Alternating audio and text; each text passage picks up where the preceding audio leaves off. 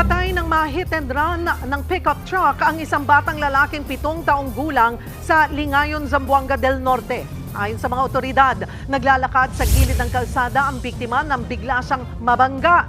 Agad naman tumakas ang driver. Dinala sa ospital ang bata pero dead on arrival. Pinaghahanap na ang driver ng pickup. Sa oras sa Eastern Samar naman, patay ang 74 years old na lolo matapos bumangga sa puno ang minamaneho niyang motorsiklo.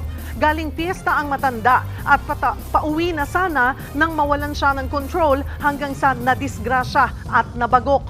Dinala siya sa ospital pero namatay din.